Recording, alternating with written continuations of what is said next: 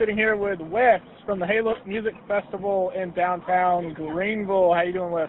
Doing well. Wes, tell us a little bit about the Halo Music Festival. I mean, basically it's nothing super complex. I mean, it's 14 bands, all local Greenville bands. It's a Thomas Creek Brewery, and it's kind of, it's kind of a no-brainer. It's just local bands, local brews, kind of keeping it up. Got local food trucks coming in there, and I don't know, just kind of doing my thing, putting a spotlight on things that need to have a spotlight on them. You said you're using indie bands and like local bands. Well, maybe you decided to go with that route versus trying to pull in like a bigger band. Well, actually, that's the plan for probably next year, is to start bringing bigger national and regionals while still having a Greenville band stage.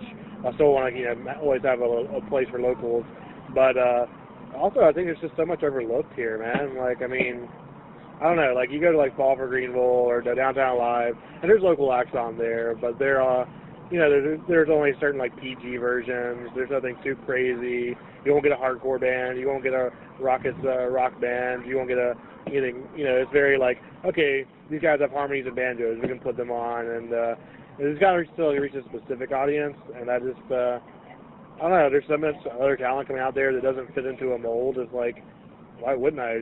If you have the power to do something like that, why not put a spotlight on it? Like, these guys are just as good as the other people on Fall for Greenville. They just happen to be a little bit more left of the dial, or, it's just, oh, sorry they don't play half cover sets and white boy funk, Yeah. So basically what you're saying is you want to reach somebody, you want to give somebody that maybe necessarily is not, and I don't want to come across a bad way, but not necessarily family friendly, that would be like a Downtown Alive or something like not anything dirty, but just somebody that wouldn't really fit that. Yeah. I mean, I'm like, for lack of a better comparison, I'm not going for a hard R here. Yeah. I mean, we're like, I would say Downtown Alive is the G rating, and I'm probably going up to PG-13. Like, well, I'm not going to censor anybody, but at the same time, be like, hey, maybe don't drop a ton of F-bombs on the stage. Like. Yeah, exactly. So this really isn't the first year of it. This is just a new name, right? Yeah, I hate naming things. This is the worst part about anything, in my opinion. And I started working with an ad agency called Red Hype. And cause the last year was Greenville Indie Fest, and it was all just like, can I do this? And I was like, okay, I did it. Now, how do I make it better? So one of the things I started working with is I have a friend of mine named Drew Harkins who works with Red Hype ad agency in downtown Greenville, and I knew he was really good and really skilled. So I was just like, called him like, hey, you guys be interested in working with this? And they're actually doing it for sponsorship. And they actually came up with the name. We took a couple of months to narrow down the name. They did the artwork. They put the website together. And it was like, okay, I did it by myself last year. Now let's just get the best team I can do it. I'm still spearheading. It's still kind of my baby. But at the same time, it was like, I'm not pulling my hair out trying to do every single thing. So you're a veteran, so to speak, when it comes to booking and, great bands. Because, for those of you not familiar with Wes and what he does, he's got another little venue in Greenville that I'll throw a plug out for called the Radio Room. Great bands play there all the time. How is this different, versus like 3 or 4 band show at the Radio Room versus a 2-stage festival? Well, I mean, part of it's an extension. I mean, like a lot of these bands you will see at the Radio Room, but also it's weird because like there's different scenes even within that. You don't see these people at this band show and all that. And this is like, let's just get every band I love and put them all on stages together and try to reach a bigger audience. And that's the whole thing, is just trying to reach a bigger audience, trying to get these people. People are coming just because it is a music festival and they've never heard half these bands.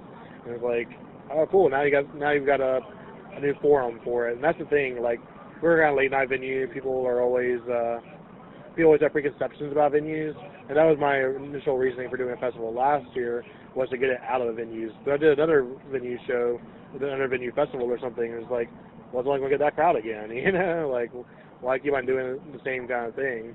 Not that there's anything wrong with, booking a venue, because, I still do it, been doing it for 3 years, but it's just kind of, I don't know, it's always, every year, I felt like I should always challenge myself to do something bigger, or else you're just, dialing it in at 9 to 5, punching the clock. Exactly. Always go bigger and better every year, because if not, you're just getting complacent. Exactly. And that's, a little bit about my background. My dad used to own a tire store in Spartanburg called Central Tire and Wheel, which he took over from my grandfather, was in Gaffney originally.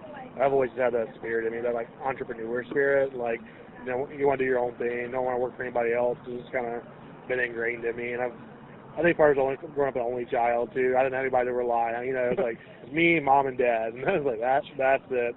I learned how to do things alone and how to, like, you know, I was a kid reading by myself in school and all that, so I had to learn how to channel that into something positive, I guess. What can we expect, just like musically, festival-wise?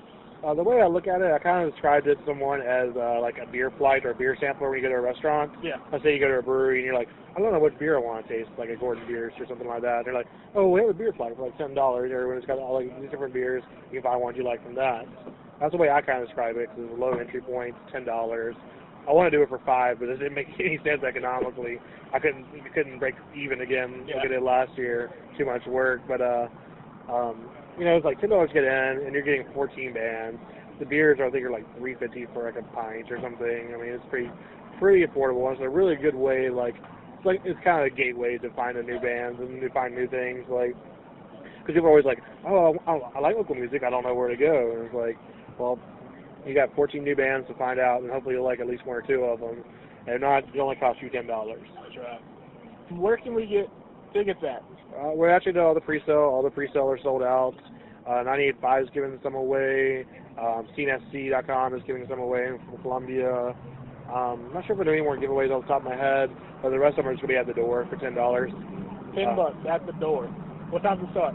Starts at 2. The doors are at 1. We're wrapping up about 10:30, it looks like. We have satellite parking about a mile away from the venue. We're actually hiring a passenger van to take people back and forth all day, and so they got to be done by 11. So we're trying to have the last band done by 10:30, probably 10:45, and we'll just have to kind of transport stragglers. And so May 31st is a Saturday, downtown Greenville at Thomas Creek Brewery. Everybody be there, $10. Anything else? That's it. Just thanks for helping out, man. I appreciate it.